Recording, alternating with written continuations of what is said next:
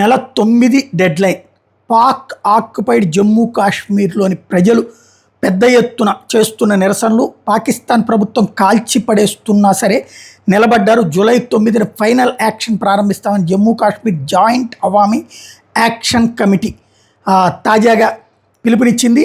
ఈరోజు పీఓకేలో పర్యటించాలని Islamic cooperation organisation, ఐక్యరాజ్యసమితి ప్రతినిధులు, అంతర్జాతీయ మీడియా, మానవ హక్కుల సంఘాలను ఆహ్వానించింది. ఆ డెడ్లైన్ గడువు వరకు క్రమశిక్షణతో వ్యవహరించాలని తన మద్దతుదారులను కోరింది. పాక్ ప్రభుత్వ అణచివేతలు, పౌరుల హత్యలను అంతర్జాతీయ సమాజం గుర్తించాలని డిమాండ్ చేసింది, గమనించాలని చెప్పింది. నిరసనలో భాగంగా ప్రాణాలు కోల్పోయిన వారికి నివాళులు అర్పించింది. సమాచార వ్యవస్థను పునరుద్ధరించాలని, ఆహారం, మందులు సరఫరా అడ్డుకోవద్దని, నిర్బంధంలో ఉన్న మా నాయకులను విడిచిపెట్టాలని, 38 పాయింట్ల ఒప్పందాన్ని అమలు చేయాలని జేఏఏసీ డిమాండ్ చేసింది. ప్రజల డిమాండ్లను తోటాలతో స్పందిస్తే మాకు ఇతర మార్గాలు ఉన్నాయని పాకిస్తాన్ ప్రభుత్వాన్ని మరోసారి హెచ్చరించింది.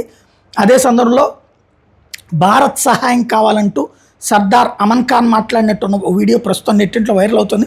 మాకు భారత్ సహాయం కావాలి, ఆహార పదార్థాలు, నిత్యావసరాలు కోరుతుంది, మానవతా సహాయం అందించండి అని ఆయన కోరినట్టుగా ఉన్నది వీడియో. నిరసనలకు కఠినంగా చేస్తున్నటువంటి నేపథ్యంలో ఆర్థిక దిగ్బంధనాన్ని విధించారని అందులో ఆరోపించారు. పరిస్థితులు మరింత దిగజారితే పౌరులు భారత్కు వచ్చేందుకు వీలుగా నియంత్రణ రేఖ వెంట సరిహద్దులు తెరవాలని కూడా అమన్ ఖాన్ విజ్ఞప్తి చేశారు.